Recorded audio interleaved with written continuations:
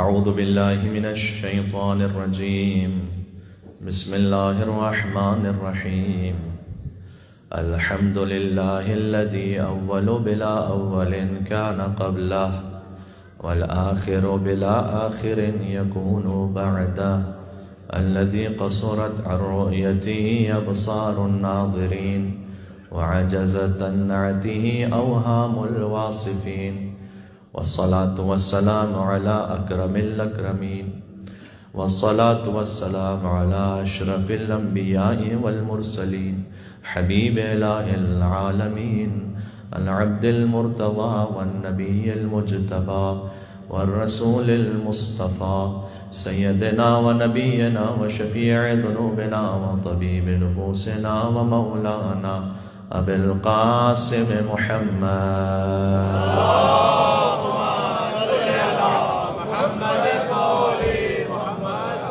وأهل بيته الطيبين الطاهرين المعصومين المظلومين المنتجبين المنتخبين الميامين، سيما بقية الله في الأرضين الذين أذهب الله عنهم الرجس وطهرهم تطهيرا. اللهم صل على محمد وآل محمد. رحمة الله على محبيهم واللعنة الدائمة على أعدائهم أجمعين. مجلس کے آخر میں تابوت کی برآمدگی ہے، لہٰذا تفصیل سے کسی دعا کا موقع نہیں ہو پائے گا، تو ابتدائی کلام ہی میں توسل کرتے ہیں اس ہستی سے کہ جن سے رسول اللہ بھی متوسل ہو جاتے تھے. ان کی حاجت کے لیے جب وہ خود سجدے میں جا کے دعا کرتے تھے تو کہتے تھے اللہم اغفر لعلی بحق علی، پروردگار تجھے علی کا واسطہ ہے کہ تو علی کی مشکل کو حل فرما دے. تو جہاں انبیاء و مرسلین و ملائکہ مقربین نے توسل اختیار کیا مولا کائنات سے، آج کی شب ہم اسی سلسلے میں اپنے آپ کو شامل کرتے ہیں سب مل کر. بسم اللہ الرحمن الرحیم.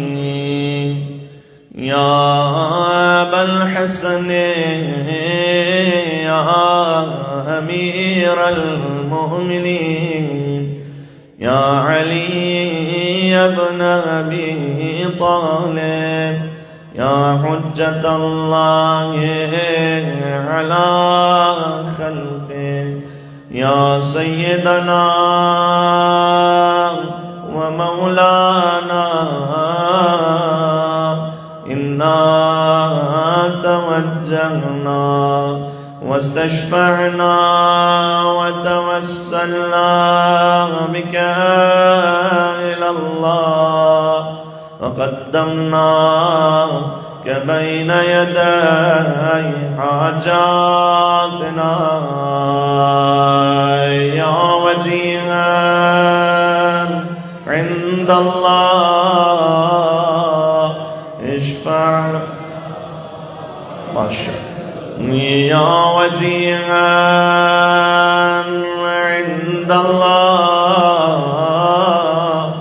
اشفع. نجف کا ایوان طلا سوچ کے پڑھئے گا آخری. یا وجیہا عند اللہ اشفع لنا عند اللہ. صلوات بر محمد و آل محمد. اللہم صل علی محمد و آل محمد. اما بعد فقد قال اللہ الحکیم فی کتابہ المجید. بسم اللہ الرحمن الرحیم. ام یحسدون الناس علی ما آتاہم اللہ من فضلہ فقد آتینا آل ابراہیم الکتاب والحکمہ وآتیناہم ملکا عظیما. نعرہ صلوات.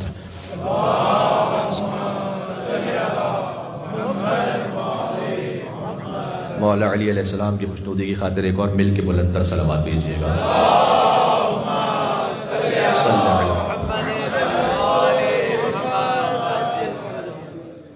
سلسلہ کلام اپنی تیسری منزل میں داخل ہو گیا.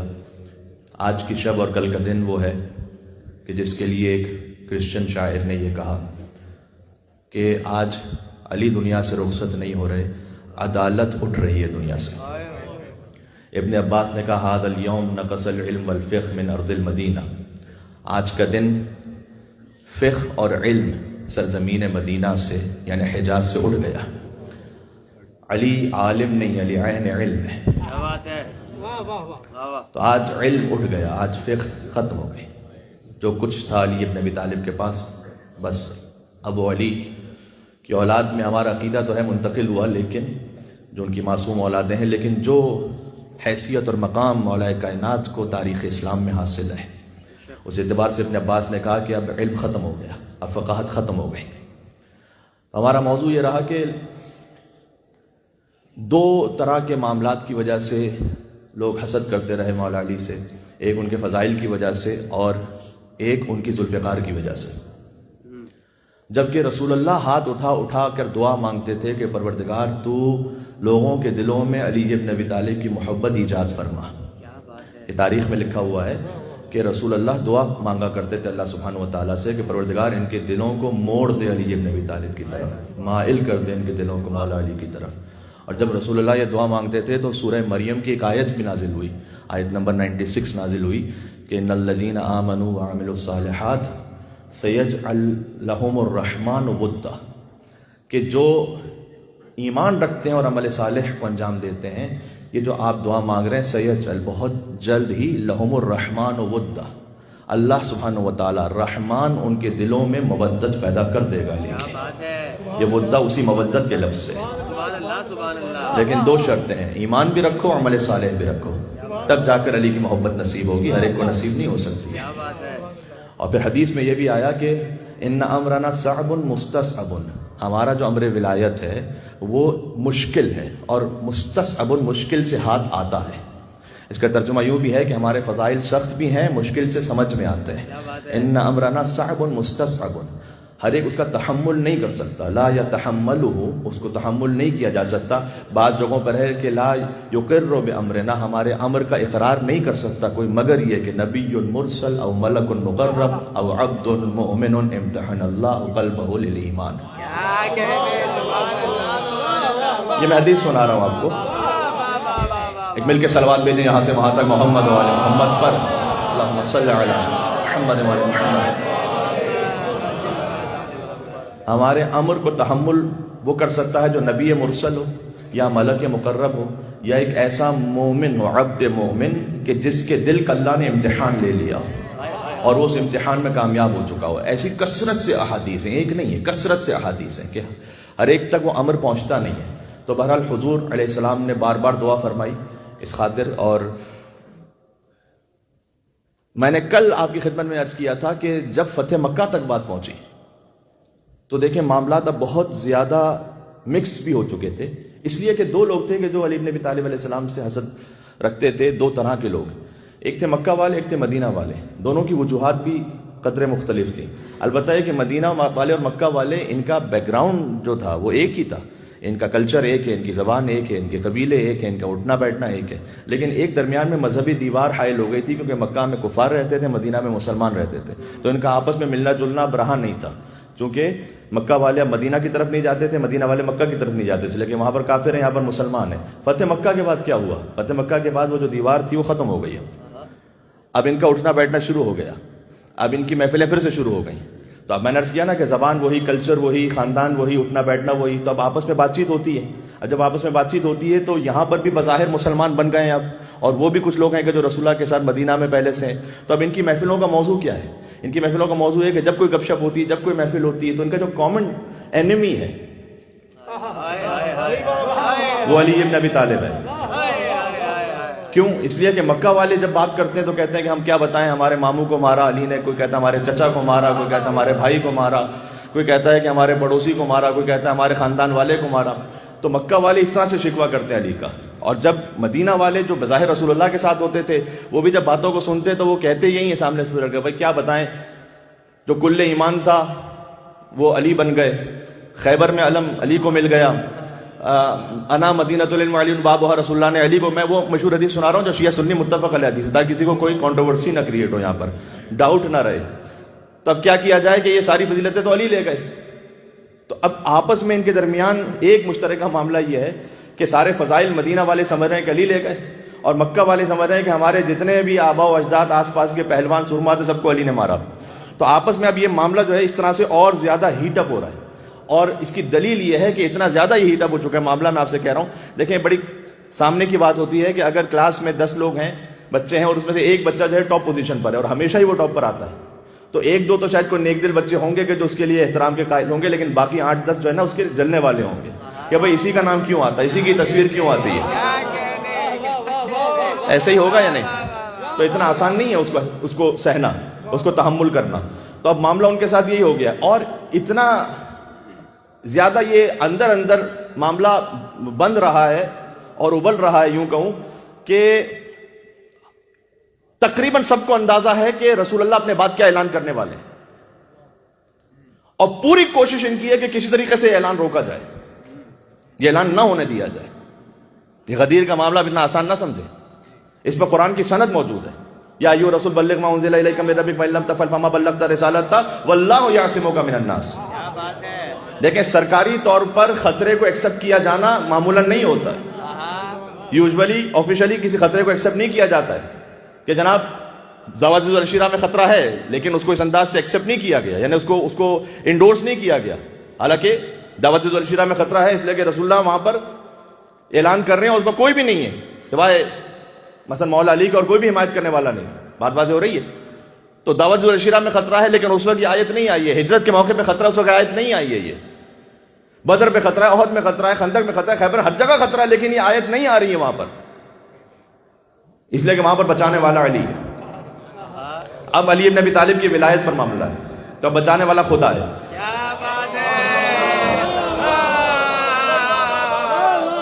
میرے ساتھ وقت آج محدود ہے، اعمال کی شب بھی ہے، لہٰذا میں نہیں چاہتا کہ بہت تفصیل سے بہت زیادہ کوئی تفصیلی موضوع کو پھیلا دوں، چاہتا بھی ہوں کہ بس آہستہ آہستہ سمیٹوں موضوع کو. تو یہاں پر آفیشلی اس بات کو انڈورس کیا جانا اور ایکسیپٹ کیا جانا کہ یہاں پر کوئی خطرہ موجود ہے، واللہ یعصمک من الناس، اللہ آپ کو انسانوں کے شر سے محفوظ رکھے گا، آپ اعلان کیجئے. یعنی اللہ تعالیٰ یہ کہہ رہا ہے کہ خطرہ ہے، ہم آپ کو بچائیں گے، لیکن آپ اناؤنس کیجئے. وہاں پر باقاعدہ مولا علی کی دشمنی پر گویا ایک آرگنائزڈ وے میں کام ہو رہا ہے کہ کسی طریقے سے یہ معاملہ نہ ہو سکے یہاں پر اناؤنسمنٹ. اور اب میں لفظ اگر استعمال کر سکوں، وقت کی تنگی کی وجہ سے شان رسالت میں کوئی کوتاہی نہ ہو جائے، یعنی رسول اللہ کو بھی پریشرائز کیا جائے، اور حتیٰ یہاں تک معاملہ پہنچا دیا جائے کہ بعد میں اگر رسول اللہ حدیث قرطاس، قلم اور کاغذ مانگے تو انہیں نہ دیا جائے وہاں پر. یا آپ اس کو معمولی بات نہ سمجھیں کہ رسول اللہ یہ کہیں کہ مجھے تمہاری گمراہی کو ختم کرنے کے لیے کہ تم کبھی میرے بعد گمراہ نہ ہو، مجھے قلم و کاغذ لا دو تو میں تمہیں کچھ لکھ کے دے دوں. تو غدیر میں تو رسول اللہ نے اعلان کر دیا اور حکم خدا تھا کہ آپ اعلان کیجئے، ہم آپ کو انسانوں کے شر سے محفوظ رکھیں گے، اور آپ نے اگر یہ نہ پہنچایا تو کچھ نہ پہنچایا. یہ بہت ہی سخت اناؤنسمنٹ ہے. یہ در حقیقت تو اللہ تعالیٰ ہم اور آپ سے کہہ رہا ہے کہ یہ نہ مانا تو کچھ نہ مانا.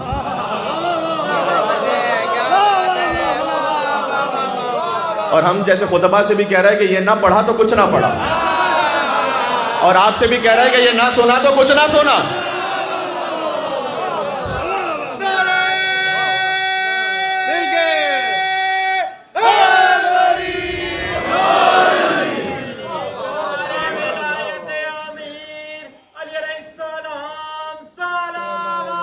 اللہم صلی علی محمد وعلی محمد. کبھی بھی یہ بات ذہن میں لایا کریں کہ یہ بات اگر پڑھی جا رہی ہے تو اس کا کیا فائدہ ہے، کوئی کام کی بات ہو جائے.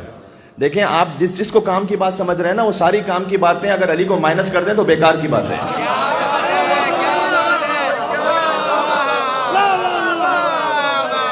یہ بات سمجھ میں آ رہی ہے؟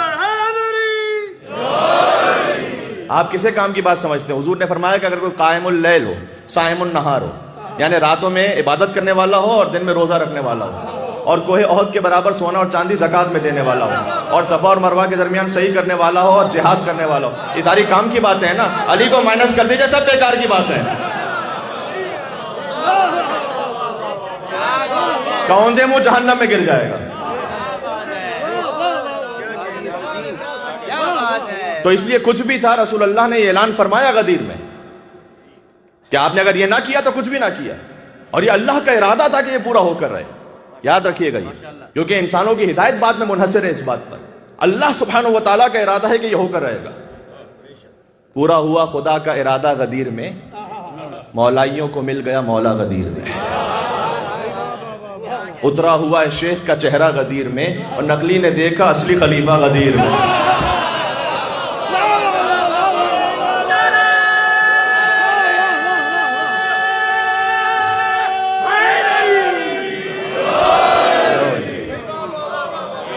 بات سمجھ میں آ رہی ہے؟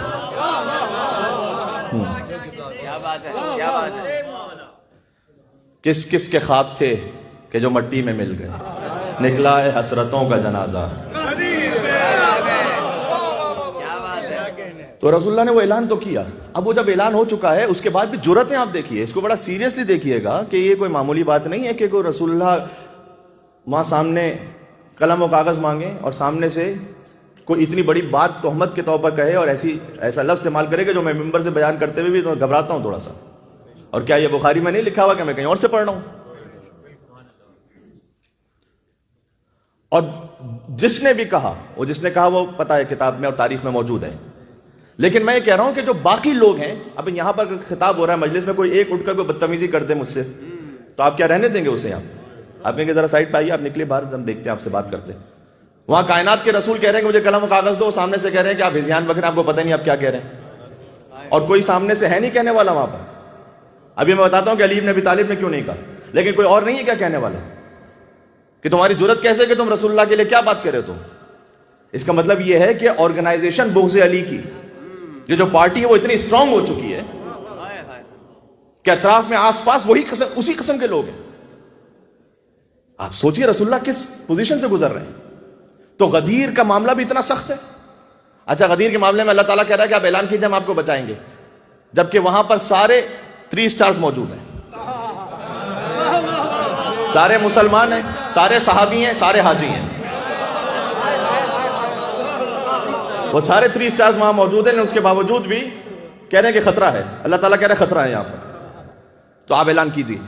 اور رسول اللہ نے اعلان فرمایا۔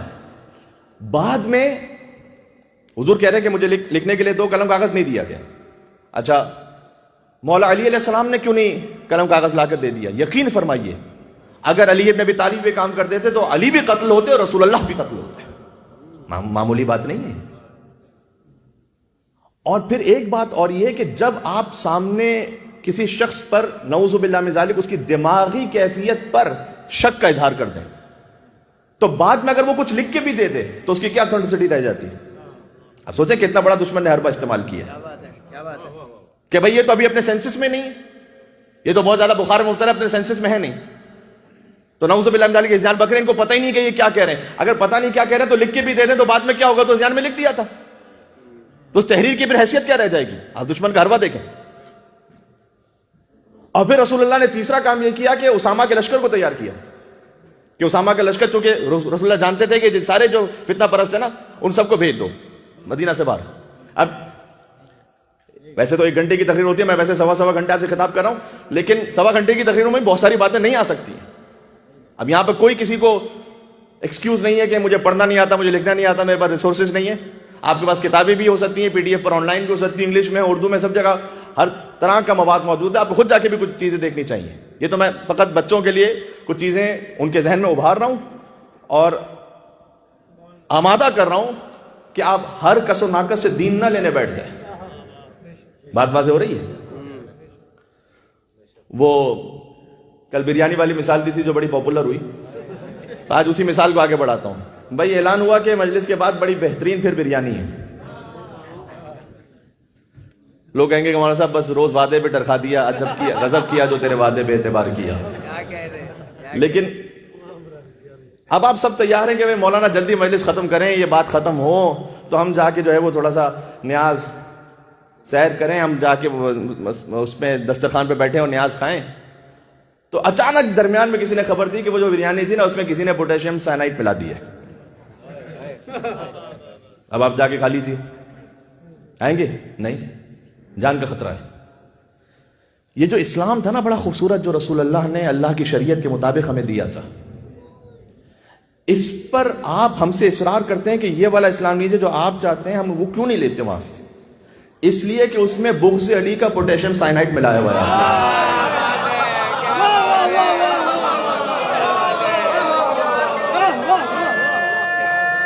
کیا کریں ہم؟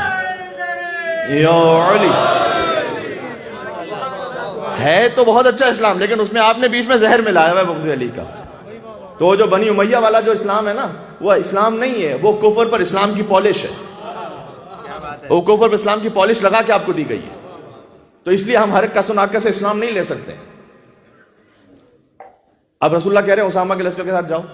تو یہاں پر ہر معاملے میں دفاع پر آنے والے انہوں نے یہ کہا کہ جناب وہ صحابہ کرام رضوان اللہ تعالیٰ علیہ مجمعین کیسے چلے جاتے، رسول اللہ کو چھوڑ کے، رسول اللہ کا آخری وقت تھا.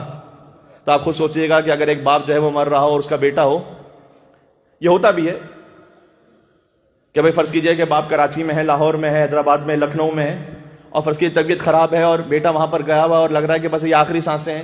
تو چاہے باپ کی کہہ بھی رہا ہو کہ بھائی تم ٹھیک ہے آسٹریلیا واپس چلے جاؤ، اپنی جاب پہ چلے جاؤ، وہ کتنا بھی اصرار کرے لیکن بیٹا نہیں جا رہا.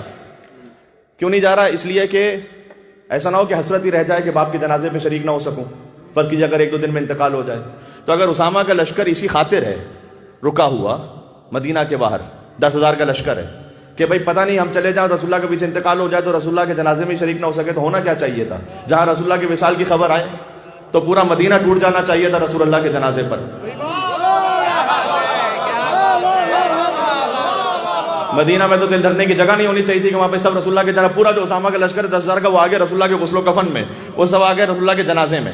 لیکن اگر فرض کیجئے کہ بیٹا تو وہاں کراچی لاہور میں ہے، جہاں نہیں رہا باپ کے کہنے پر، جہاں باپ کا انتقال ہوا باپ کے جنازے پہ بھی نظر نہیں آ رہا، تو اب واپس آسٹریلیا گیا بھی نہیں، باپ کے جنازے پر آیا بھی نہیں، تو کیوں وہاں موجود ہے؟ کوئی جائیداد کا چکر ہے باپ کے بعد کہ وہ کچھ دیکھنا چاہ رہا ہے، کاغذات الٹ پلٹ یہ کہ کوئی جائیداد ادھر ادھر سے غصب نہ کر لے، یا کوئی میری جو ہے وہ میں ہڑپ کر لوں سب سے زیادہ. تو آپ یہ سوچ لیجئے گا کہ بعد از وفات رسول جو جنازے میں نہیں آئے تھے اور وہاں اسامہ کے لشکر میں بھی نہیں جا رہے تھے، وہ کیوں نہیں جا رہے تھے وہاں پر؟ اس لیے کہ ایک منصوبہ بنا ہوا ہے، اور اس منصوبے کو انہوں نے ظاہری طور پر عملی جامہ پہنانے کی کوشش کی، اور پھر جو امامت کا راستہ تھا وہ خلافت میں بدل گیا. اب جہاں جو خلافت میں بدلا ہے نا راستہ، اس میں بھی ایک جملہ سن لیجئے گا، پھر کہلائے خلفائے راشدین. یہ وہ ہیں جو رائٹلی گائیڈڈ کیلفس ہیں. یہ میری سمجھ میں نہیں آیا، رسول اللہ کے خلیفہ ہیں تو کچھ راشد کو غیر راشد کیوں ہیں؟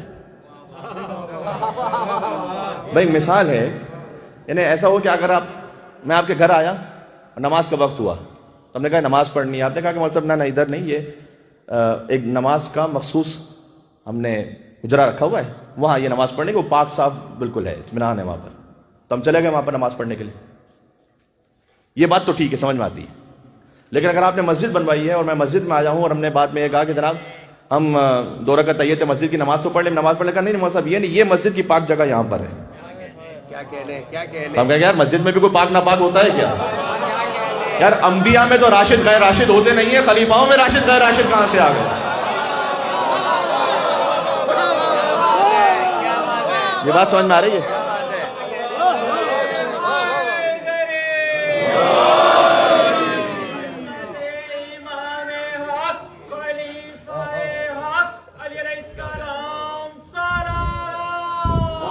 اللہم صلی علی.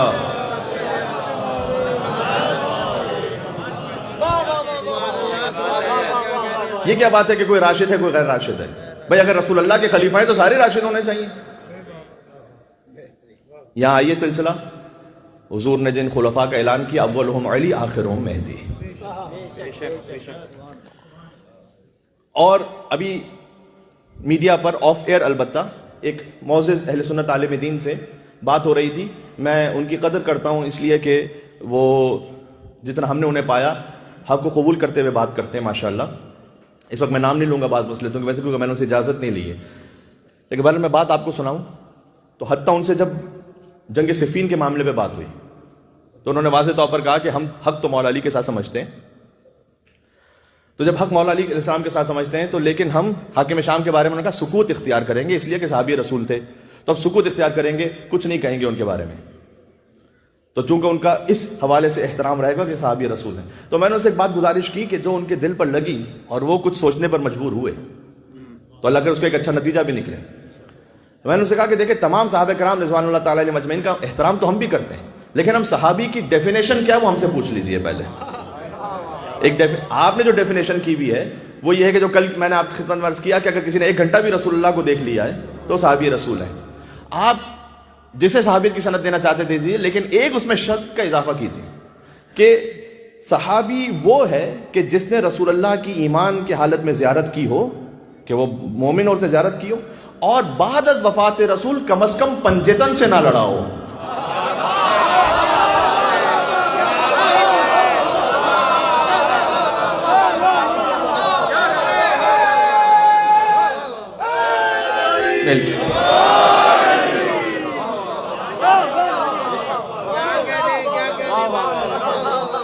کم از کم پنجتن سے نہ لڑا ہو.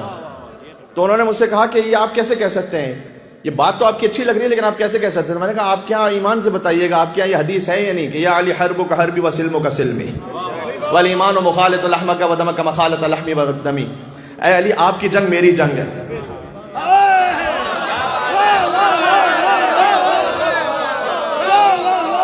ارے بھائی جب علی کی جنگ رسول اللہ کی جنگ ہے تو یہ عجب صحابی ہے جو رسول اللہ سے لڑ بھی رہا ہے اور صحابی رسول بھی ہے.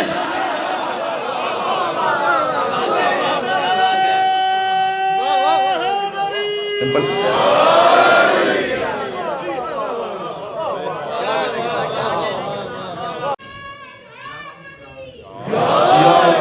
وقت بہت کم رہ گیا، جلدی جلدی میرے ساتھ چلیے گا. تو بظاہر تو مولا علی علیہ السلام کی جو خلافت کا حق تھا وہ غصب کر لیا، اور اس میں دنیاوی اعتبار سے انہیں ایک طرح کی کامیابی تو مل گئی کہ اپنا سسٹم انہوں نے شروع کر دیا. ہاں اتنا ضرور تھا کہ مانتے ضرور یہ تھے کہ ہمیں سب سے عالم علی ہیں، ہمیں سب سے اقضا علی ہیں، سب سے زیادہ بہتر فیصلہ کرنے والے علی ہیں، سب سے کریم علی ہیں. اس لیے بار بار جو اپنے کیسز تھے وہ لاتے تھے علی کے پاس. تو علی ابن ابی طالب کبھی کسی کی جان کو بچاتے تھے، کبھی کسی کی عزت کو بچاتے تھے، اور اسے غلط فیصلے کرنے سے بچاتے تھے. تو یہ سب علی ابن ابی طالب کر رہے تھے. اقضاکم علی بار بار کہتے تھے کیونکہ رسول اللہ نے فرمایا تھا تمہیں سب سے زیادہ اقضا یعنی قاضی، سب سے بہتر فیصلہ کرنے والے علی ہیں. تو وہ فضائل کو مان رہے تھے لیکن علی کو حاکم نہیں ماننے کو تیار تھے. بالکل مشرکین مکہ کی طرح جو رسول اللہ کو صادق اور امین تو مان رہے تھے،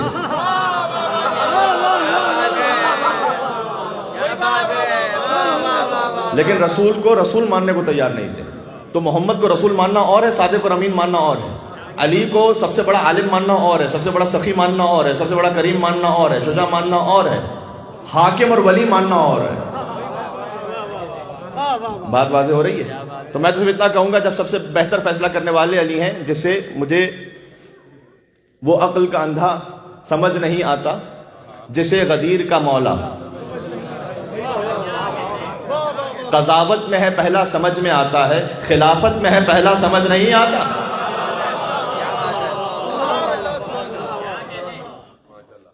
اور ایک منزل وہ آئی کہ حالات نے پھر ایسا رخ بدلا.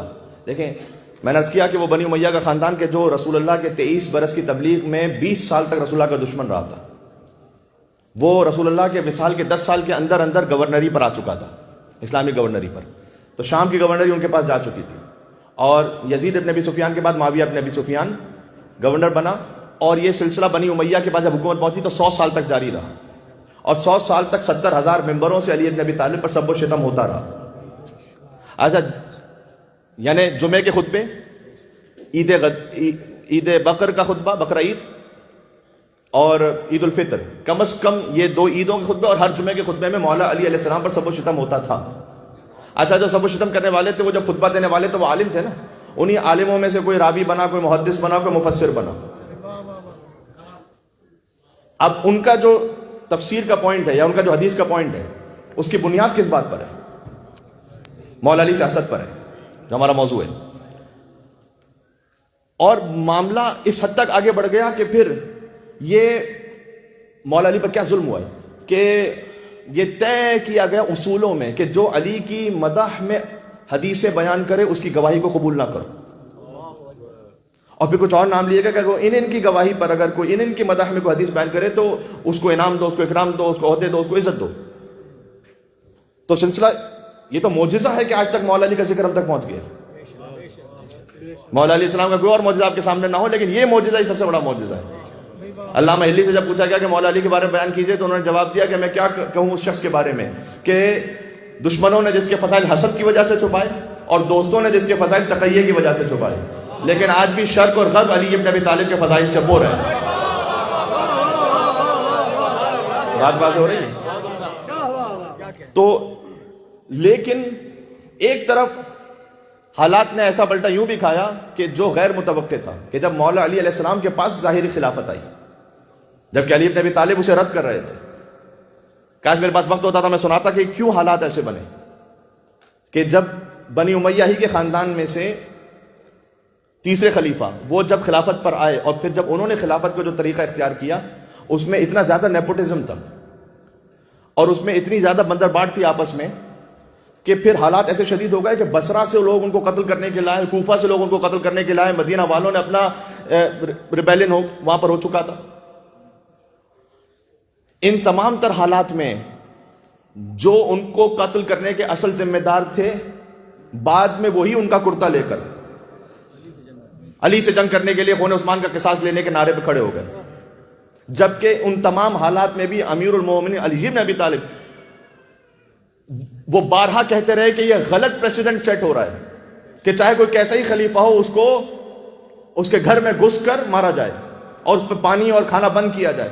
لہذا مولا علی علیہ السلام تھے کہ جو حسن اور حسین کے ذریعے سے کھانا اور پانی وہاں تک پہنچاتے تھے. اور ان کی جو خود بیوی ہیں جن کا نام نائلہ ہے وہ یہ کہتی تھی کہ دیکھو مروان کی بات زیادہ نہ سنو، علی ابن ابی طالب کی بات سنو. 49 ڈیز تک اس خلافت میں محاصرہ رہا ان کا، اور پھر ان کو مار دیا گیا اور پھر ان کا لاشا اٹھانے والا بھی کوئی نہیں تھا اور ان کو دفن کرنے والا بھی کوئی نہیں تھا. اور بعد میں پھر حتیٰ غیر مسلموں کو قبرستان میں بعد میں دفن کیا گیا کہ جس میں سے دیوار کو ہٹا کر پھر وہ مسلمانوں غیر مسلموں کا قبرستان ایک بنا دیا گیا. یعنی میں نے 2 منٹ میں آپ کو حالات بتلا دی، اس پہ ایک مجلس چاہیے پوری. اور پھر امیر المومنین کے پاس آئے کہ یا علی اب آپ خلیفہ بنی. اب سن لیجئے گا، مجھے ایک جملہ کہنا ہے جمل پر، میں بات ختم کرنے لگا ہوں بس، کہ یا علی ہم آپ کے پاس آئے کہ اب آپ اس حق خلافت کو لے لیجیے. اور علی ابن ابی طالب نے وہ مارکۃ العرا جملہ کہا کہ جو ہمیشہ کے لیے تاریخ میں محفوظ ہو گیا کہ تم مجھے کیا خلیفہ بناؤ گے، مجھے اللہ سبحانہ و تعالیٰ نے امام مبین بنایا.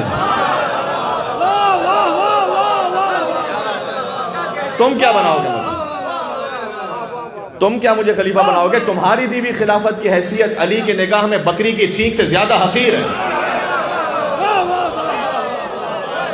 خدا کی قسم کسی نے دنیاوی حکومت اور خلافت کو اتنا ذلیل نہیں کیا جتنا علی ابن ابی طالب نے کیا. ماشاءاللہ سنتے جائیے گا. اور پھر جب انہوں نے کہا کہ ہم اللہ کے پاس آپ کی شکایت کریں گے تو علی نے کہا کہ تم میری شکایت کرو گے؟ شکایت تو مجھے کرنی ہے تمہاری اللہ کے سامنے. کام یہ شکایت کریں گے کہ ہم علی کے پاس گئے تھے، اب حالات ایسے ہو گئے تھے، تب بھی علی نے اس کو قبول نہیں کیا. تو امیر المومنین نے کہا کہ اگر حجت تمام کروانا چاہتے ہو، میری سپیڈ زیادہ تیز تو نہیں ہو رہی، واضح سمجھ میں آ رہا ہے، میں اس لیے جلدی جلدی بول رہا ہوں تاکہ زیادہ بات پہنچا سکوں. تو جب علی ابن ابی طالب نے کہا کہ اچھا اب تم حجت تمام کروانا چاہتے ہو تو اگلے دن آ جانا کہ بیعت ہوگی مدینہ میں ممبر رسول پر. اور ممبر رسول پر ایسے بیعت ہوگی کہ کچا کھچ مسجد بھری ہوئی تھی اور لوگوں کی ایکسپیکٹیشن یہی تھی کہ جیسے پچھلی خلافتوں میں ہوا تھا کہ لوگ اپنی اپنی جب بیعت لیتے تھے تو وہ رسول اللہ کے زینے کو چھوڑ کر نیچے بیٹھتے تھے، اس لیے کہ وہ جیسے بھی تھے لیکن وہ ہمت نہیں کر سکتے تھے کہ رسول اللہ کی جگہ پہ بیٹھیں. لہٰذا ایک زینہ نیچے، پھر ایک اور زینہ نیچے، پھر ایک اور زینہ نیچے. اور علی بن ابی طالب علیہ السلام آئے اور پہلے زینے پر قدم رکھا اور دوسرے پر قدم رکھا اور تیسرے پر قدم رکھا. اللہ اکبر. اور علی پہنچے وہاں جہاں رسول اللہ بیٹھتے تھے. ابھی علی نے کچھ کہا نہیں لیکن اپنے عمل سے سمجھا دیا کہ تمہاری نگاہ میں ہو سکتا ہے کہ چوتھی خلافت ہو، لیکن علی کی نگاہ میں بعد از وفات رسول پہلی ہی خلافت ہے.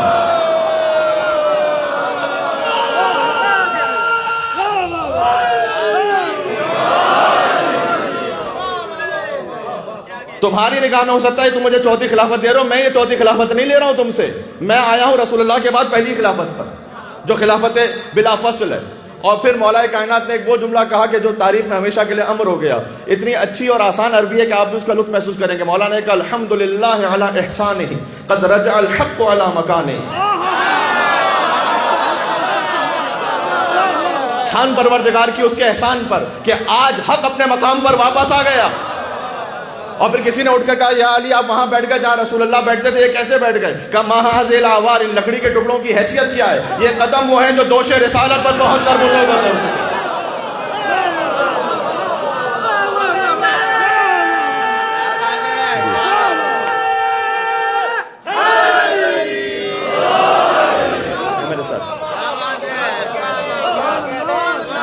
یہاں سے علی بن ابی طالب کی خلافت کا آغاز ہوا. اور جب اب میں نے آپ سے کہا تھا, میں اس بات سے ریلیٹ کر رہا ہوں, دو گروہ تھے جو بغض علی اور حسد علی سے لیے بیٹھے ہوئے تھے. ایک مدینہ والے جنہیں فضائل سے تکلیف ہوتی تھی علی کے, اور ایک مکہ والے جنہیں علی کی تلوار سے تکلیف تھی. یعنی ایک وہ کہ جو فضائل کی مار کھا چکے تھے, ایک وہ کہ جو تلوار کی مار کھا چکے تھے. اور جب علی بن ابی طالب کی ظاہری خلافت آئی تو جو فضائل کی مار کھا چکے تھے ان کی نمائندہ بن کر ان کی بیٹی علی کے مقابلے پر آئی, اور جو تلوار کی مار کھا چکے تھے ان کا نمائندہ بن کر اس کا بیٹا میدان میں آیا, جس سے جمل بھی ہوئی اور پھر صفین بھی ہوئی. یار اتنا آسان میں کر نہیں سکتا تھا تاریخ کو جو میں نے کر دیا. یہ جمل اور صفین سمجھ میں آ گئی. یہ خون حضرت عثمان کا تو جو کرتا تھا وہ تو فقط ایک بہانہ ہے. اگر مدینہ میں حضرت عثمان کے قاتل موجود ہیں تو آپ بصرہ میں کیوں جنگ لڑنے جا رہی ہیں اور جا رہے ہیں لوگ ان کے ساتھ؟ حضرت طلحہ ان کے ساتھ تھے, حضرت زبیر ان کے ساتھ تھے. حضرت زبیر سے ان کی بڑی بہن کا ازدواج ہوا ہے, حضرت طلحہ سے ان کی چھوٹی بہن کا ازدواج ہوا ہے. یہ بات ذہن میں رکھیے گا, یہ آپس میں اس طرح سے رشتہ داریاں ملتی ہیں. اور مولا کائنات نے حد الامکان کوشش کی کہ اس جنگ کو اوائڈ کیا جائے. یہاں تک کہ جب دونوں لشکر آپس میں آمنے سامنے ہو چکے تھے, کاش میں پوری جمل آپ کو سنا سکتا, لیکن میں اتنا کہوں گا کہ جب دونوں لشکر آپس میں آمنے سامنے تھے, مسلمان یہ کہتے ہیں کہ اس پر بات نہ کرو, اس پر بحث نہ کرو. ارے کیسے بات نہ کرے؟ ایک طرف 20,000 کا لشکر, ایک طرف 30,000 کا لشکر ہے, 10,000 وہاں پر قتل ہوئے ہیں, اور آپ کہتے ہیں بات نہ کرو. سبحان اللہ سبحان اللہ سبحان اللہ. 10,000 اس میں مارے گئے. بات واضح ہو رہی ہے. تو جب قرآن یہ کہتا ہے کہ غور کرو, فکر کرو تمہارے گزشتہ لوگوں پر, تو کیا یہ قابل غور بات نہیں ہے؟ تمام تر مسلمانوں کے لیے تمام تر احترام کے بعد میں اس بات کو عرض کرنے لگا ہوں. وہ ہمارے بھائی نہیں, ہمارے نفس ہیں, ہماری جان ہے. لیکن میں ان سے عرض کرنا چاہتا ہوں کہ جو انسان کی اپنی جان ہو اسی کی ہدایت کی سب سے زیادہ فکر ہوتی ہے انسان کو. تو ذرا آپ غور تو کیجئے. میں آگے بلا لوں لوگوں کو, تھوڑا سا آگے آ جائیے گا, داہنے بانے جو تھوڑی سی جگہ بچی تھوڑا سا آگے. اللہم صلی علی.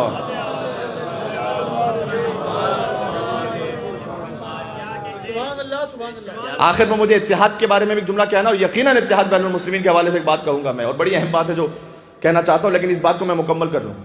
تو امیر المومنین وقت آخر تک یہ چاہتے تھے کہ کسی بھی طریقے سے کانفلکٹ کو ایوائڈ کیا جائے, اور مولا یہ کہتے رہے کہ دیکھو جن کے قتل کا قصاص لینے کے تم میرے پاس آئے ہو وہ تمہارے لشکر میں موجود ہے, مروان ابن حکم تمہارے لشکر میں. حتیٰ یہ بات جب میں نے انہی اہل سنت عالم سے تھوڑا سا ملفوف انداز میں کہی کہ دیکھیے وہ جو جنگ ہوئی تھی اس میں اصل جو قاتل تھے وہ تو کہاں تھے, وہ تو اب کیا بیان کیا جائے. میں نے اتنا کہا تو انہوں نے کہا کہ آپ مروان کے بارے میں کہہ رہے ہیں نا.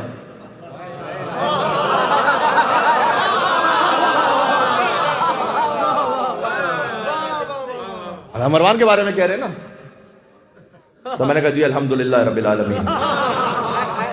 تو لیکن وہاں بغض علی کی یہاں آگے حسد ہے. خلاصہ سارا یہی ہے. مولا کائنات نے کہا کہ ہم پہلے حملہ نہیں کریں گے, تلوار نہیں چلائیں گے, تیر نہیں چلائیں گے کسی بھی صورت میں. اور پھر ایک ایسی مثال قائم ہوئی کہ یقین جانے کہ مجھے اس کے علاوہ کربلا کے علاوہ اور کوئی مثال نظر نہیں آتی پھر, کہ مولا ایک طرف 20,000 کا لشکر, 30,000 کا لشکر, کوئی بھی جب درمیان میں آئے گا تو سامنے سے کوئی تیر مار دے فوراً مارا جائے گا.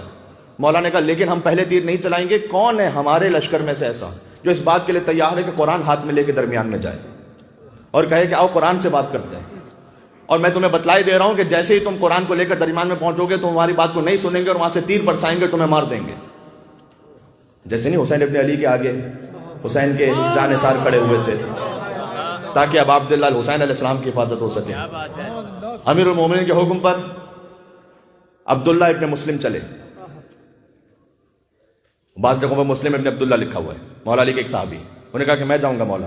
اور قرآن ہاتھ پہ لے کر آگے پہنچے اور کہا کہ علی یہ کہہ رہے ہیں کہ قرآن سے فیصلہ کر لو. اور ابھی ان کی بات ختم نہیں ہوئی تھی کہ وہاں سے تیر برسے اور ان کی شہادت ہو گئی. بس مولا نے کہا کہ وہاں سے پہلا تیر چل چکا ہے اور مظلومیت کے عالم میں ایک مسلمان مارا جا چکا ہے. تو اب آؤ وہ ذوالفقار بے نیام ہوئی جو 25 سال سے نیام میں تھی. اور اس کے بعد علی نے کہا کہ کیا تم یہ سمجھتے ہو کہ بدر و احد و خندق و خیبر کے بعد میں تلوار چلانا بھول گیا ہوں؟ وہ شجاعت حیدری کہ علی ابن ابی طالب نے ذوالفقار کو بے نیام کیا. اور علی نے کہا کہ میں امیر المومنین علی ابن ابی طالب ہوں, اور میرے دائیں طرف مالک ابن اشتر اور بائیں طرف محمد ابن ابی بکر ہے اور علی کے پیچھے حسن تھے، اور حسن کے دائیں طرف، سبحان اللہ، حسن کے دائیں طرف عمار یاسر، اور بائیں طرف میثم تمار، اور حسن سے پیچھے حسین، اور حسین کے دائیں طرف حجر ابن علی، اور بائیں طرف محمد حنفیہ۔ مولا نے کہا اب آتا ہے کوئی سامنے تو آئے۔ تھی کسی میں جرت کہ علی ابن ابی طالب نے، اب جب وہاں سے تیر برتنا شروع ہوئے تو سب سے پہلے محمد حنفیہ سے کہا کہ جاؤ بیٹا اب قلب لشکر کو چیر دو۔ اور محمد حنفیہ علی کی دوسری زوجہ سے ہیں، بہت شجاع ہیں، لیکن بہرحال جب حملہ کرتے ہیں تو بار بار آگے بڑھتے ہیں، اور اتنا بھرپور تیروں کا وہاں سے حملہ ہے کہ ایک موقع پر آ کر رکتے ہیں، پھر پیچھے ہٹ کے آگے حملہ کرتے ہیں تو پھر رکتے ہیں۔ مولا نے کہا ظاہر کو من امک کا، یہ تیری ماں کا تھوڑا سا ایک اثر ہے اس وقت۔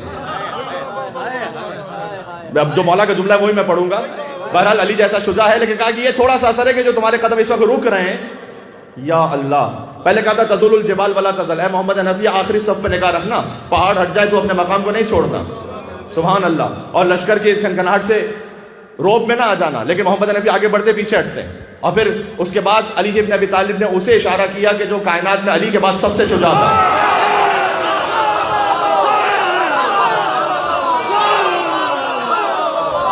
حسن ابن علی، حسن ابن علی، جن کی شجاعت پڑھی ہی نہیں جاتی، حسن ابن علی، جب ایک اشارہ کیا مولا کائنات نے، اور پھر حسن لشکر پر ایسے قلب پر پہنچے کہ کبھی دفعتاً میمنہ پڑھتے اور میسرہ پڑھتے، اور پہلے حملے میں حسن نے پوری جنگ جمل کا نقشہ پلٹ دیا۔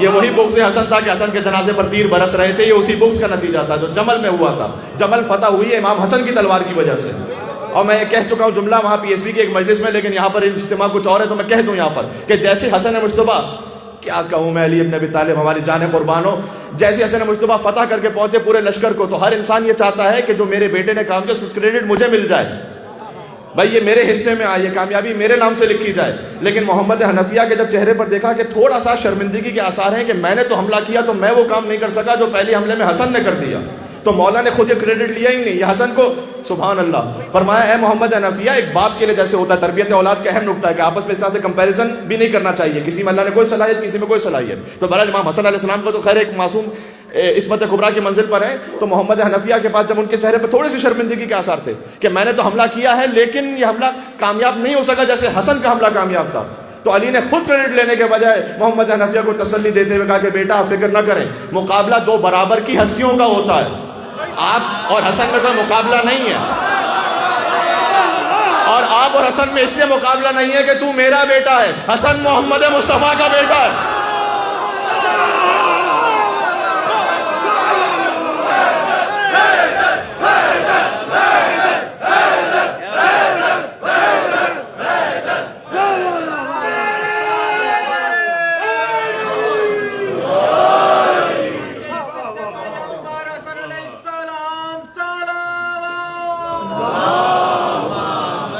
یا علی،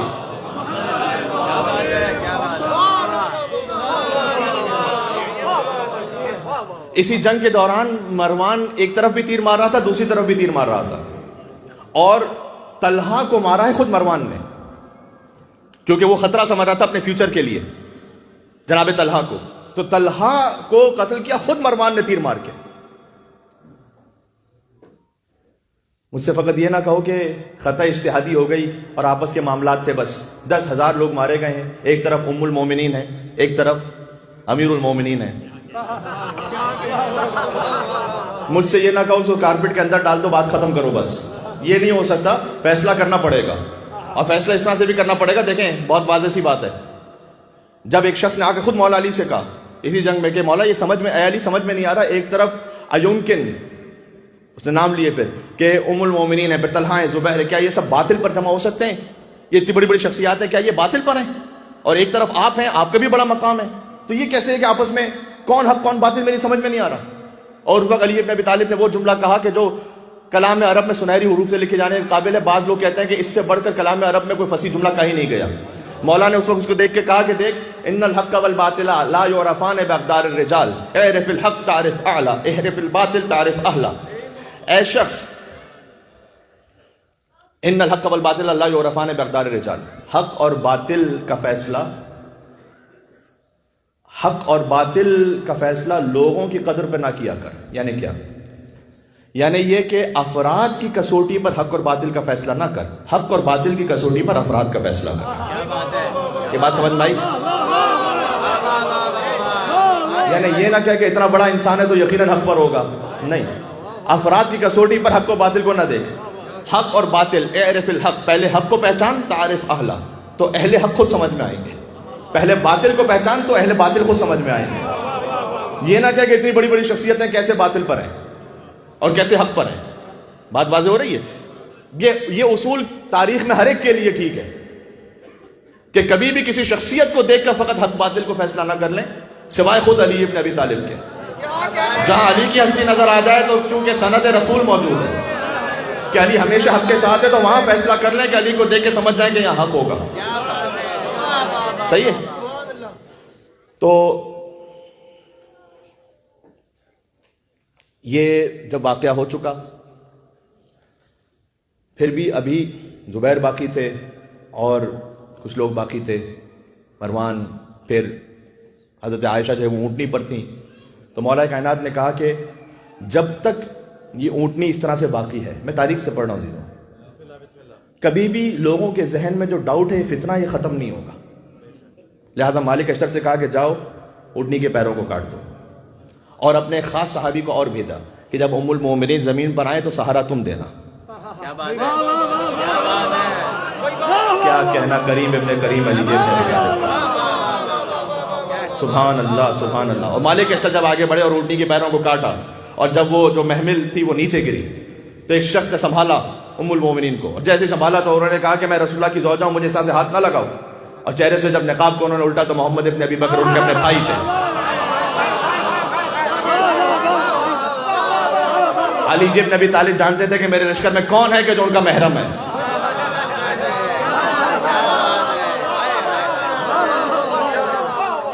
اب بھی تم مجھ سے کہتے ہو کہ علی کے علاوہ کسی اور کو معلوم ہے. دیکھیں، آپ کے لیے کوئی فیصلہ کرنا مشکل. میں تو صرف اتنا کہتا ہوں کہ اگر کبھی کوئی کنفیوز ہو جائے نا کسی بھی تاریخ کے معاملے میں، تو میں کہتا ہوں کہ جمل کے مقام پہ آپ فیصلہ کر لیجیے، اگر آپ وہاں ہوتے تو کس لشکر میں ہوتے. آپ ہم سے یہ پوچھتے ہیں کہ آپ مولا علی کی بات کرتے ہیں، تو آپ اپنے آپ کے لیے اپنے دل میں فیصلہ کر لیجیے کہ آپ اگر وہاں ہوتے تو کہاں ہوتے، کس لشکر میں ہوتے. صفین میں ہوتے تو کس لشکر میں ہوتے. مجھے یہ نہ کہیے کہ یہ بھی حق پر تھے وہ بھی حق پر تھے. اگر آپ وہاں ہوتے تو کسی نہ کسی لشکر میں ہوتے یا نہیں ہوتے. اور مجھ سے اگر پوچھنا ہے تو میرے لیے بہت کلیئر ہے کہ میں کہاں ہوتا. میرے لیے مجھے کوئی ڈاؤٹ ہے ہی نہیں کہ میں کہاں ہوتا. بہت واضح ہے، اور آخر تک زندگی تک کہتا رہوں گا کہ میں کہاں ہوتا. مجھے بعد میں کسی نے سوشل میڈیا پہ لکھا کہ آپ یہ بات کر رہے ہیں تو آپ کی کیا علی سے خونی رشتہ داری ہے. تو میں نے کہا کہ جناب میری اتنی اوقات نہیں کہ میری علی سے خونی رشتہ داری ہو. اگر علی ابن ابی طالب اپنی گلی کے ایک ذرے کے برابر میں مجھے قبول کر لیں تو میری اوقات سے بڑھ کر ہے، لیکن میں ہوتا علی ابن ابی طالب کے لشکر میں، کوئی شک نہیں ہے اس میں. جی بات میں ختم کرنے لگا ہوں. یا علی، انہوں نے حضرت زوج رسول رضی اللہ تعالیٰ عنہ انہوں نے فرمایا کہ آپ کے علی، آپ کے لشکر نے میرے کچھ سپاہیوں کو گرفتار کر لیا اور وہ انہیں قتل کر دیں گے یا قتل کر چکے ہیں. شاید تاریخ میں یہ جملہ ہے کہ آپ کے لشکر نے میرے قریبی لوگوں کو مار دیا. مولانا نے کہا کس کو؟ کہ عبداللہ ابن زبیر کو، مروان کو، عبداللہ ابن عامر کو. مولانا نے کہا نا اپنے سپاہیوں کو بلایا، کہا یہ سامنے ان کو پیش کر دیا، کہا آزاد ہیں، جاؤ لے کے جائیں لے کے جائیں. علی ابن ابی طالب کے سپاہی بعض حیران بھی ہوئے کہ یہ تو سارے فتنہ کرنے والے ہیں. مولانا نے کہا نا جانے دو، کہہ نہیں جانے دو، جانے دیا. اور پھر مدینہ بھجوایا انہیں 40 نقاب پوشوں کے ساتھ، اور محمد ابن ابی بکر ساتھ میں تھے ان کے بھائی. اور مدینہ پہنچ کر بھی ایک شکوہ بہرحال ان کی زبان پر رہا کہ میں رسول کی زوجہ ہوں، لیکن علی نے 40 نامحرموں کے ساتھ مجھے بھجوایا. اور جیسے یہ شکوہ ان کی زبان پر آیا تو میں قربان ہو جاؤں علی ابن ابی طالب کے، ان سب نقاب پوشوں نے جب نقاب کو الٹا تو اس میں کوئی مرد نہیں تھا، ساری عورتیں تھیں.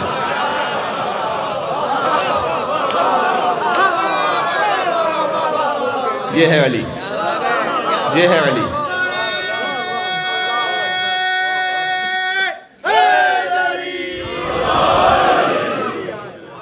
بات واضح ہو رہی ہے عزیزوں؟ اب میرے لیے کوئی شک و شبے کی گنجائش نہیں کہ مجھے دین لینا کہاں سے، کوئی شک نہیں ہے مجھے. دین خالص مجھے ملے گا کہاں سے؟ اتحاد بین المسلمین میں جو فقط تاریخ کی نان کنٹروورشل شخصیت ہے وہ ہے علی ابن ابی طالب. علی کے نام سے کنٹروورسی نہیں ہوتی, علی کے نام سے کنٹروورسی ختم ہوتی ہے. 3 راستے ہیں اللہ تک پہنچنے کے لیے جو مسلمانوں نے اختیار کیے ہیں. میں کسی پہ کمنٹ نہیں کروں گا چونکہ اس وقت میں اتحاد کا ایک نقطہ پیش کر رہا ہوں, لہٰذا کمنٹ کرنا یہ اتحاد کے خلاف ہوگا. میں فقط بتا رہا ہوں آپ کو, صحیح غلط کی بات نہیں کر رہا. ایک راستہ ہے امامت کا راستہ, کہ امامت کے راستے سے وہ خدا تک پہنچتے ہیں. ایسا ہے یا نہیں؟ آپ امامت کے جو راستے میں ہیں ان سے پوچھئے کہ کیا یہ گنجائش ہے کہ ہم ابتداء میں علی کو نہ مانیں اور دوسرے امام سے شروع کر دیں؟ تو فائدہ ہی نہیں ہے. پھر کوئی کہیں گے فائدہ ہی نہیں کوئی. تو ان کے بھی پہلے علی ہیں. دوسرا راستہ ہے طریقت کا راستہ, جو باطن سے شریعت کو حاصل کرتے ہیں. وہ طریقت کا راستہ ہے. میں نے کہا نا, میں کسی پہ کمنٹ نہیں کر رہا کون صحیح کون غلط. وہ کہتے ہیں کہ جناب ہم اس جھگڑے میں نہیں پڑتے, ہم پیار امن محبت کی بات کرتے ہیں صوفیاء کرام. وہ طریقت کا راستہ ہے. اس میں 4 راستے ہیں, ایک قادریہ ہے, ایک نقشبندیہ ہے, سہروردیہ ہے, چشتیہ ہے. ان سب سے آپ پوچھئے کہ آپ کے پیروں کے پیر کون ہیں. جہاں کہیں عرس ہوتا ہے وہاں جا کر ان کا پورا سلسلہ جو طریقت کا ہے نا وہ بیان کیا جاتا ہے. اس میں سب سے ٹاپ پہ کون ہے کہیں جا کے دیکھ لیجئے. چاہے خواجہ نظام الدین اولیاء کے ہاں جائیے, چاہے خواجہ معین الدین چشتی کے ہاں جائیے, چاہے شمس تبریز کے ہاں جائیے, شاہ عبد اللطیف بٹھائی کے ہاں جائیے. ان کا جو سلسلہ ہے وہ شروع سب سے پہلے مولا علی, بلکہ ایک سلسلہ جو وہاں پر معروف بھی ہے. میں نے کہا نا ابھی میں کوئی فقہی مسئلے میں نہیں جا رہا, حلال حرام کی بحث کرنے. قوالی, یہ جو قوالی ہے یہ قوال کے لفظ سے ہے. قوال عربی زبان کا لفظ ہے. قوال جو ہے وہ عربی زبان کا لفظ ہے. قوال صیغہ مبالغہ ہے. قوال قول سے ہے, یعنی ایک بات بار بار ایک شخص کہنے والا کوئی ہو, بہت بار ریپیٹ کرنے والا ہو. جیسے جبار, جبار یعنی بہت زیادہ جبر کرنے والا. جیسے قہار, یہ سارے صیغہ مبالغہ ہیں. جیسے کرار, میدان میں ڈٹ جانے والا. جیسے فرار, بار بار بھاگ جانے والا.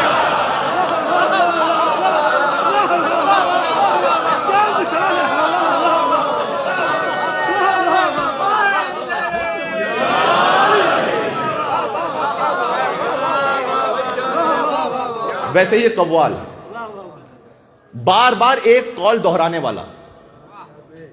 یہ جتنے بھی نسبی قوال ہیں نا پرانے, ان سے پوچھ لیجئے یہ قوال کا لفظ آیا کہاں سے, کون سا قول ہے جو تم بار بار دہراتے ہو.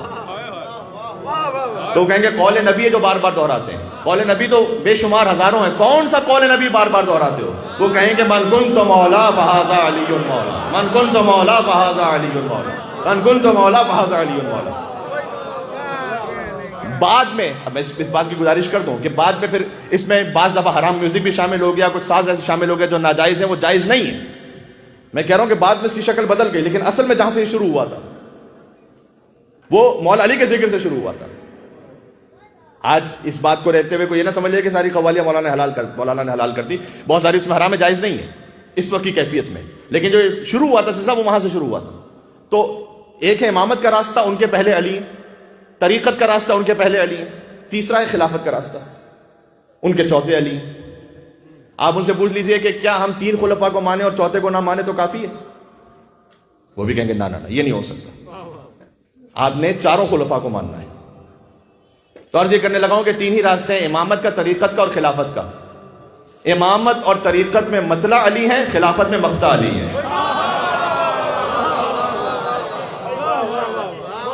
تو علی ابن ابی طالب وہ جنکشن ہے کہ خلافت کے راستے سے جاؤ, امامت کے راستے سے جاؤ, طریقت کے راستے سے جاؤ, علی سے گزرنا ہے. ایسی کوئی نان کنٹروورشل شخصیت ملے گی تاریخ اسلام میں؟ بات واضح ہو رہی ہے. تو ہم تو وہاں سے جا رہے ہیں.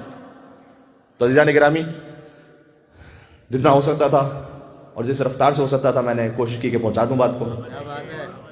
کل کی گفتگو ہے 4:30 بجے, اور کل کی گفتگو میں اس بات کو سمرائز کروں گا, کوشش کروں گا کہ اگر ہو سکتا ہے تو مولا علی کی وصیت کہ کچھ جملے آپ کو سناؤں. خطبہ شقشقیہ پڑھنا چاہتا تھا لیکن شاید گنجائش نہیں بچی. کل 4:30 بجے مجلس اذان. آج اعمال ہیں, اعمال کے بعد سحری بھی ہے, اور کل بھی تابوت ہے, لہذا کل بھی ضرور تشریف لائیے گا, اور آج بھی شب میں تابوت ہے. والنٹیئرز کا ذاتی طور پر بھی شکریہ ادا کرنا چاہتا ہوں. کہ آپ کی وجہ سے یہ سارا بھرپور اہتمام ہو پاتا ہے. اور میں تو ہمیشہ وہ مثال دیتا ہوں کہ امام حسین علیہ السلام نماز پڑھ رہے تھے، لیکن جو دو آگے ان کے کھڑے ہوئے تھے اصحاب، سعید ابن عبداللہ اور زہیر قین، ان کی وجہ سے اصحاب نماز پڑھ رہے تھے. تو وہ خود تو بظاہر نماز نہیں پڑھ پا رہے تھے بظاہر، لیکن ان کی وجہ سے اصحاب نماز پڑھ رہے تھے. تو یہ والنٹیئرز کی یہ انہی کا ہی صدقہ ہے کہ وہ خود تو مجلس میں ڈائریکٹ نہیں حاضر ہو پاتے، خود ڈائریکٹ فرش عذاب میں نہیں بیٹھ پاتے، خود شاید ڈائریکٹ ماتم میں شریک نہیں ہو پاتے، لیکن اس اہتمام کی وجہ سے آپ یہاں سکون کے ساتھ تشریف فرما ہوتے ہیں. تو سیدہ کونین انہیں جزائے خیر عطا فرمائے. دوسری گزارش یہ ہے کہ آج بھی سحری کے دوران اور اعمال بریکس کے دوران اور شب 23 رمضان جو شب قدر سب سے زیادہ جس میں چاند سے احتمال ہے، اس میں بھی PSYG کی جانب سے سحری اور ریفریشمنٹس وغیرہ کا اہتمام ہے. سبیل کمیٹی کی جانب سے تو ہمیشہ ہی ہوتا ہے.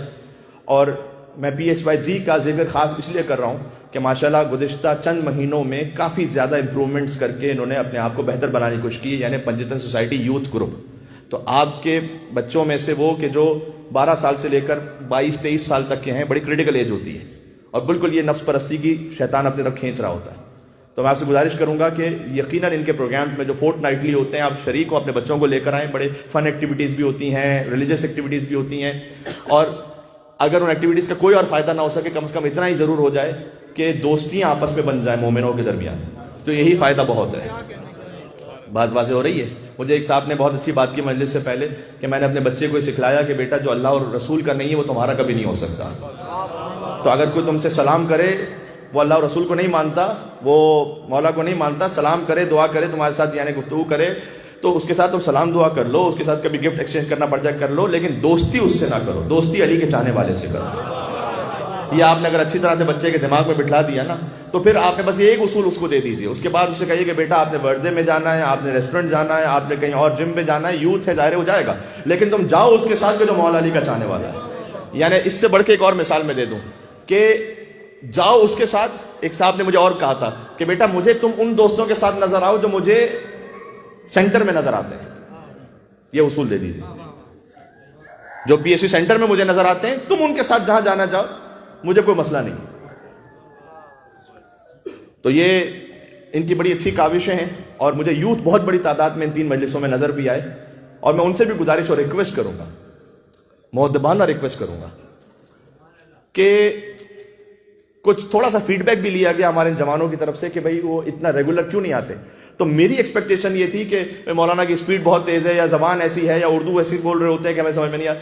ایسا شاید اتنا فیڈ بیک کوئی نہیں تھا، بلکہ بعض مرتبہ اس طرح کا فیڈ بیک آیا کہ ہم آتے ہیں تو ہم وی فیل لائک اے اسٹرینجر، کیونکہ ہم ہوتے ہیں اور ہم شاید اتنے زیادہ دیندار ریلیجس نہیں ہیں، یہ ظاہری طور پر اتنا زیادہ ہمیں اس طرح سے ہم مذہب یا ریلیجن کے بارے میں اس طرح سے فوکس نہیں کرتے. تو ہم تھوڑا سا ایک انفینٹی کمپلیکس میں آ جاتے ہیں کہ یار دوسرے تو ماشاءاللہ اتنی دعائیں بھی پڑھ رہے ہیں، ماشاءاللہ بیٹھ کر اتنے نعرے بھی لگا رہے ہیں، داد بھی دے رہے ہیں، اور ہم اس انداز سے اس میں شامل نہیں ہو پاتے. تو اس کی وجہ سے ہمیں تھوڑا سا ہچکچاہٹ ہوتی ہے. تو میں ان سے دستبستہ گزارش کروں گا کہ دیکھیں یہاں پر سب مولا کے چاہنے والے ہیں، اور جتنے یہاں تشریف فرمائیں آگے اور جو ماشاءاللہ مولا کے نام پر بہت زیادہ بڑھ کے بول بھی رہے ہوتے ہیں، میں ان کی جانب سے بھی گزارش کر رہا ہوں. اور یہ بات حقیقت ہے کہ مولا کی ولایت پر کسی کا کاپی رائٹ نہیں ہے.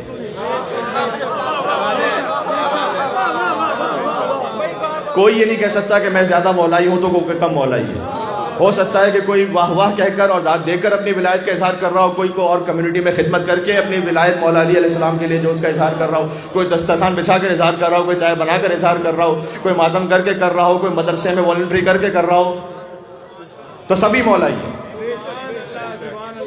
مولائیت پر کاپی رائٹ نہ مجھے ہے نہ کسی اور کو ہے. تو آپ بھی اتنے ہی ہمارے دل سے قریب ہے جتنے سب ہیں. تو بھرپور تعداد میں آئیے، اور آپ اس کو یعنی اپنے آپ کو غیر نہ سمجھیں، اپنا ہی سمجھ کے آئیں. ہاں باقی ہے کہ کسی نے کچھ کہہ دیا، یہ کہہ دیا، وہ کہہ دیا، اگر کبھی 1-2 دفعہ ایسی بات ہو بھی جاتی ہے تو اس سے اپنا دل ہلکا نہ کریں. حضرت موسیٰ علیہ السلام نے کہا پروردگار لوگ میری بات سنیں نہ سنیں لیکن مجھے برا تو نہ کہیں، کم از کم اتنا کرتے کہ لوگ مجھے برا نہ کہیں. تو اللہ تعالیٰ نے جواب دیا، ایک موسیٰ تم مجھ سے وہ چیز مانگ رہے ہو جو میں نے اپنے لیے بھی نہیں رکھی ہوئی ہے.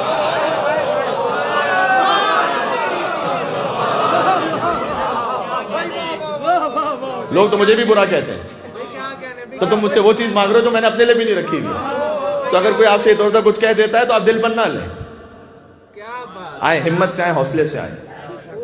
آپ میرے دل سے قریب ہے بہت. اور تمام مومن کے دل سے قریب ہیں. لہٰذا یہ دو گزارشات آخر میں ہو گئیں جو بڑی ضروری اور لازم تھی. اور عزیزان گرامی کل انشاءاللہ پھر شہادت کی مجلس ہے. اللہ سبحانہ و تعالیٰ میرے اور آپ کے غم کو علی بن ابی طالب السلام کے غم میں مزید بڑھائے. میں بہت معافی چاہتا ہوں، البتہ یہ کہ شاید 6-7 منٹ تو درمیان میں ہمارے کمیٹی ممبرز نے لے لیے تھے، تو ویسے شاید مجھے بات اس کے علاوہ مجھے بات کرتے ہوئے 1 گھنٹہ 5 منٹ ہو چکے ہیں. مصائب بھی کچھ پڑھتے ہیں، تابوت بھی ہے. یہ میں مولا علی علیہ السلام کا ایک معجزہ سناؤں آپ کو. وہ زندہ معجزہ جس میں خود آپ اس معجزے کا حصہ ہیں. انسان جو ہے نا روتا کس پر ہے؟ انسان روتا اس پر ہے کہ معمولاً اس پر انسان روتا ہے کہ جسے انسان نے دیکھا ہوتا ہے. ذرا غور کیجئے، ایسا ہے یا نہیں ہے؟ بھائی کسی کے ماں باپ اس کے ساتھ کی زندگی گزری ہے، ظاہر ہے کہ جب ان کا انتقال ہوگا تو یقیناً اس کا دل مغموم ہوگا. لیکن بعض مرتبہ ایسا ہوتا ہے کہ والدین کا انتقال ہو گیا، بچہ 2 مہینے کا تھا، 1 مہینے کا تھا. اب بعد میں اسے اس کے ماں کے بارے میں باپ کے بارے میں بتلائیے، شاید افسردہ تو ہوگا لیکن اتنا روتا نہیں ہے. بلکہ اگر اسے اس کے چچا نے پالا ہے، اس کی خالہ نے پالا ہے، جب چچا کا انتقال ہو گیا تو پھوٹ پھوٹ کر رو رہا ہے. ارے بھائی تمہارے باپ کے انتقال کی بات پہ تو اتنا نہیں روتے جتنا چچا پہ رو رہے ہو. کہ بھائی ہم کیا بتائیں، میں باپ کو تو ہم نے دیکھا نہیں تھا، یہ تو باپ تو ہمارے یہی تھے. ماں کو تو ہم نے دیکھا ہی نہیں تھا، ہماری تو خالہ نہیں ہمیں پالا ہے، تو ہم تو انہیں پہ روئیں گے. ہم میں سے کسی نے علی کو دیکھا نہیں ہے بتایا، لیکن لگ ایسا رہا ہے کہ باپ سے بڑھ کے کوئی جا رہا ہے. یہ معجزہ ہے نہیں ذکر علی کا. انسان روتا اس پر ہے کہ اگر کوئی آپ ایسی داستان سنا رہے ہو جو غمگین ہو اور اس میں کچھ غیر متوقع بات ہو، اچانک سے کوئی ایسی بات آئے، آپ کا دل پسیج گیا اور آپ رونے لگے. مصائب میں کوئی ایسی بات ہے کہ جو آپ کے لیے غیر متوقع ہے؟ نہیں. ابھی میں پڑھوں گا، آپ کو پتا ہے کہ علی کے سر پر ضربت لگی، سر شکافتہ ہو گیا، خون بہنے لگا، علی کی بیٹیاں دیکھ کر رو رہی تھیں. یہ سب وہی ہے نا. یہ ہے ذکر حسین اور ذکر علی کا معجزہ. عزیزوں، آج آخری رات آ گئی علی کی.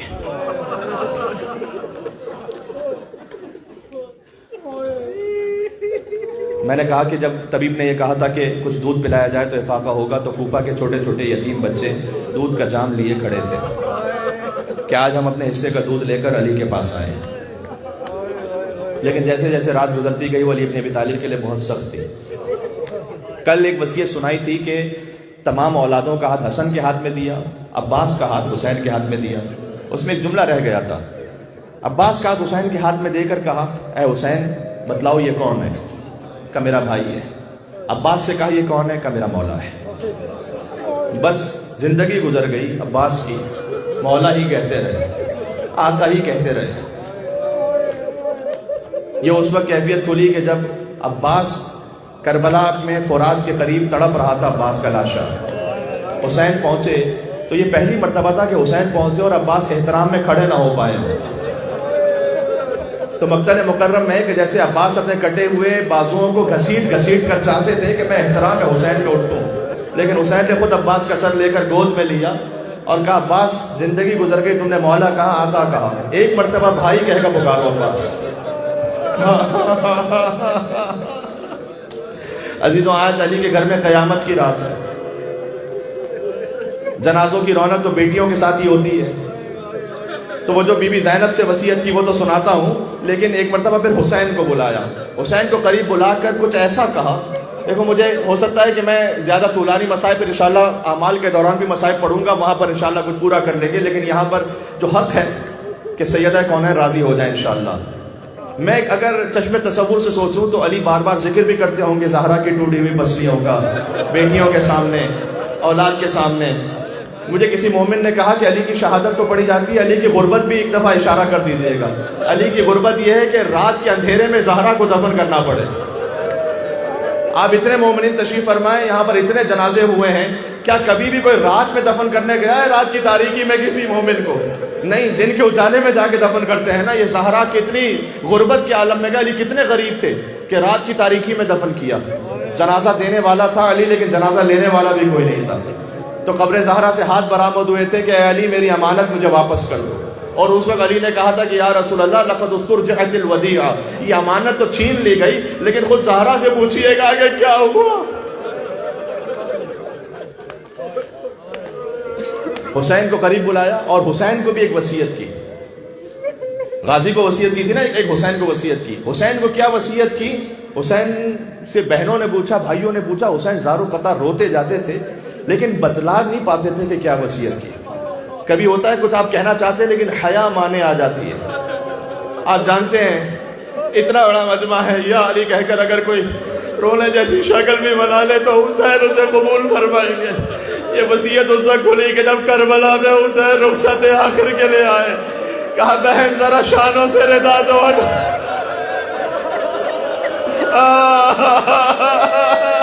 آج شب 21 رمضان علی نے کہا تھا اے حسین زینب کے بازو میں رسیاں باندھی جائیں گی، میں موجود نہ ہوں گا میری نیابت میں، زینب کے بازو کا بوسہ لینا۔ حسین نے علی کے نیابت میں زینب کے بازو کو چوما، بی بی آگے بڑھی حسین کے گلے کو چوما، کہ ماں نے کہا تھا شیور کا خنجر گلے۔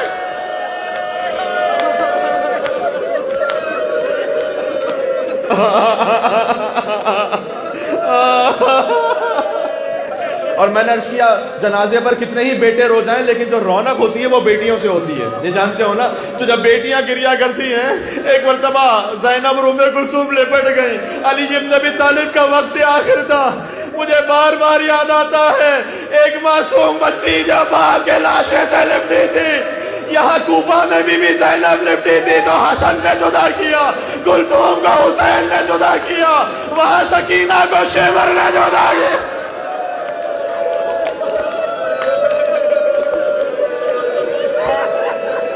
یہ تصور بھی مارے ڈالتا ہے، ارے کوئی سوچ بھی نہیں سکتا زینب کو کوئی تماچے مارے گئے ہو، لیکن حسین کی بیٹی کو اتنے تماچے مارے گئے، رخساروں کا رنگ بدل گیا۔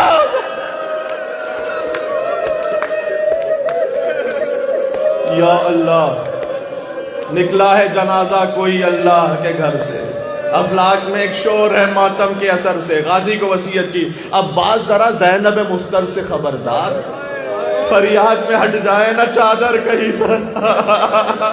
پھر کوفے والوں سے کہا ہاں بھول نہ جانا انہیں کوفے کے مکینوں، ہاں بھول نہ جانا انہیں کوفے کے مکینوں، گزریں گی یہ شہزادیاں اس راہ گزر سے۔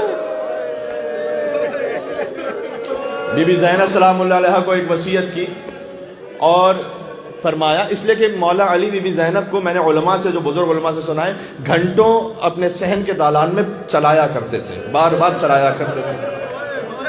اور بی بی جب یہ فرماتی تھی کہ بابا اب قدم دکھ گئے بابا، کہ نہیں بیٹی یہ ایک تمرین ہے، یہ سفر تجھے طے کرنا ہے، کئی میلوں کا سفر طے کرنا ہے۔ اور اس وقت بی بی زینب یہ پوچھتی تھی کہ بابا، کیونکہ مولا علی نے کہا تھا کہ ایسا سخت دربار ہوگا جہاں شراب پینے والے ہوں گے، جہاں آوازیں کسنے والے ہوں گے، وہاں جانا ہوگا بیٹی، لیکن صبر کرنا باپ کی خاطر، نانا رسول اللہ کے دین کی خاطر صبر کرنا۔ تو وہاں بی بی نے پوچھا تھا بابا آپ تو سب کی مشکل کشائی کرتے ہیں، جب اتنا سخت وقت ہوگا تو آئیں گے میری مدد کے لیے؟ علی نے شب 21 وعدہ کیا تھا کہ زینب گھبرانا نہیں، جب سخت وقت آ جائے تو خود تیرا بابا تیری مدد کو آئے گا۔ کہاں ہے شب 21 کو رونے والے؟ بس جب بی بی زینب شام کی 7 منزلوں سے گزری، کوئی بی بی کو دیکھ کر ماتم کروں تالیاں بجا رہا تھا، کوئی سیٹیاں کہہ رہا تھا، کوئی علی کی بیٹی پر آوازیں کس رہا تھا۔ زینب چلتے چلتے بیٹھ گئی، سجادے کا وہ بھی اما آخری منزل رہ گئی۔ کہا بیٹا 21 رمضان بابا نے کہا تھا میں آؤں گا مدد کے لیے، یہ کہہ کر زینب اٹھی، کہا السلام علیکم یا امیر المومنین۔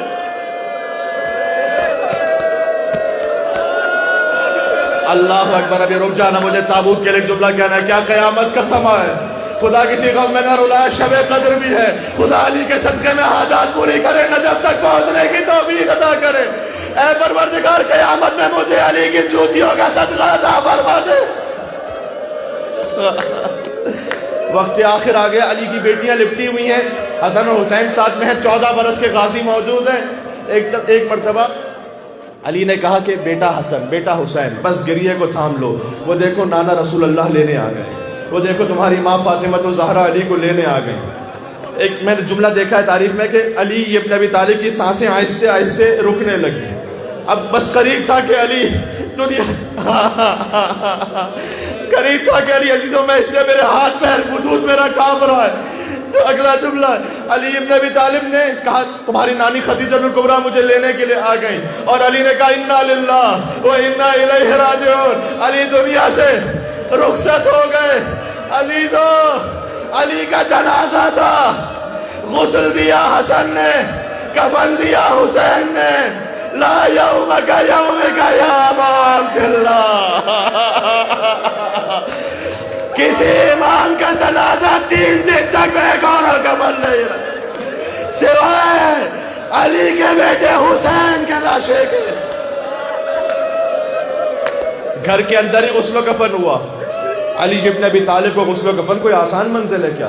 کربلا میں ایک مظلوم تھا جس کے ہاتھوں میں ہتھکڑیاں تھی، پیروں میں بیڑیاں تھی، گلے میں توق تھا، لیکن یہاں جو غسل و کفن ہو رہا تھا بیٹیوں کے سامنے تھا، اس لیے کہ آپ نے بیت علی کی زیارت کی ہے نا، وہی بیت علی کے اندر ہی مولا کو غسل و کفن دیا گیا۔ مجھے بار بار بس یاد آ جاتا ہے سکینہ نے غسل و کفن کیا ہوتا، باپ کی لاش پر تو سر ہی نہیں تھا وہاں، تو کہتی تھی بابا لاشا کہاں ہے آپ کا، مجھے نظر نہیں آ رہا بابا آپ کا لاشا۔ تو ایک بے سر کے لاشے سے آواز آتی تھی الیہ الیہ یا بنیہ، اے میری سکینہ یہاں آجا، یہاں آجا حسین کے لاشے پر۔ بس وہاں بی بی زینب نے دیکھا، بی بی ام کلثوم نے دیکھا، علی کے جنازے کو غسل و کفن دے کر تیار کیا۔ میں تابوت کے لیے آخری جملہ کہہ رہا ہوں، علی کا تابوت چلا رات میں، علی کو رات ہی میں دفن کیا گیا، اس لیے کہ خوارج نے کہا تھا کہ ہمیں پتہ چلے علی کی قبر کہاں ہے تو ہم لاشا نکال کر علی کے لاشے کے ٹکڑے کر کر علی کے لاشے کی بے حرمتی کریں گے۔ یہ ہے پنجتن کا مقدر عزیزوں۔ پنجتن کے جنازوں پر ہر باری قیامت ہے۔ رسول اللہ کے جنازے پر چند لوگ تھے، زہرا کا جنازہ تو تھا ہی رات کے اندھیرے میں، حسن کا جنازہ تیروں کی بارش تھی، اور حسین کا تو کوئی لاشا اٹھانے والا ہی نہیں تھا۔ علی کا جنازہ رات میں چلا، چند مخصوص اصحاب تھے، جس درخت کے پاس سے گزرتا تھا نا، مسجد حنانہ یاد ہے نجف میں، جھک کر سلام کرتا تھا ادھر، السلام علیکہ یا امیر المومنین۔ جس دیوار کے پاس سے گزرا، السلام علیکہ یا امیر المومنین۔ روایت میں ہے کہ جبرائیل اور میکائیل اترے تھے اپنے استاد کا لاشا اٹھانے کے لیے، ایک طرف سے جبرائیل نے اٹھایا، ایک طرف سے میکائیل نے اٹھایا، دونوں پشتے حسن اور حسین نے اٹھایا۔ یہ جنازہ شان سے چل رہا تھا، ہر طرف سے سجا دیا، لا قد قتل امیر المومنین، السلام علیکہ یا امیر المومنین۔ میں ہاتھوں کو جوڑ کے کہوں گا، اے جبرائیل اور میکائیل، تم اس تابوت کو اٹھانے کوفہ میں تو آ گئے ہو، لیکن کربلا میں کاش آنا، ایک لاشا رکھا ہے، بیٹا ہے لیکن ہاتھوں میں ہتھکڑیاں ہے، پیروں میں بیڑیاں ہے، دائیں طرف کے گھوڑے بائیں طرف دوڑ گئے، بائیں طرف کے گھوڑے دائیں طرف دوڑ گئے۔ علی کا تابوت، تابوت لے آؤ علی کا، علی کا تابوت تو اٹھ گیا، حسین کا تابوت اٹھانے والا کوئی۔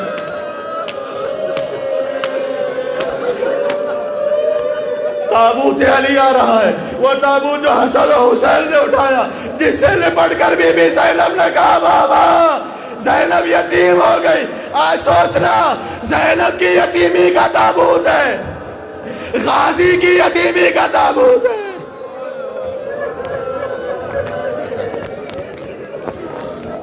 نکلا ہے جنازہ کوئی اللہ کے گھر سے، نکلا ہے جنازہ کوئی اللہ کے گھر سے،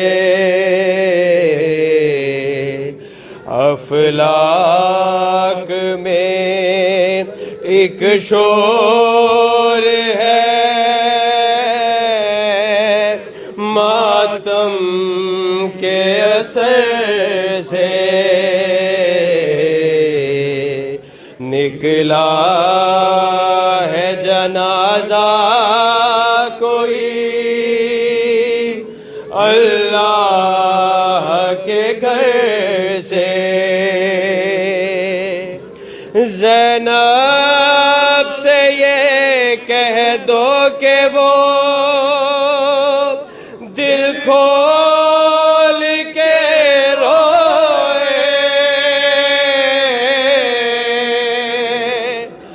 زینب سے یہ کہہ دو کہ وہ دل کھول کے روئے شبیر کی ہمشیر ہے رونے کو نہ ترسے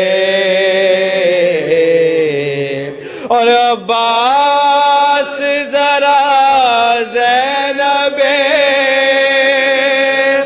مضطرس سے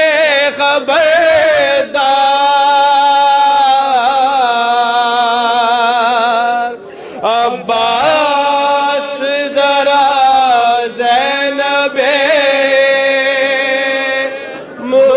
مضطرس سے خبردار فریاد میں ہٹ جائے نا چادر کہیں سر سے نکلا ہے جنازہ کوئی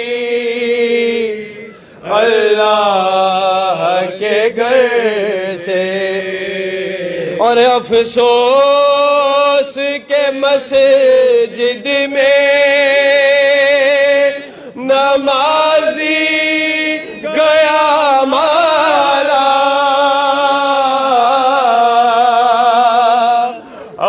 افسوس کے مسجد میں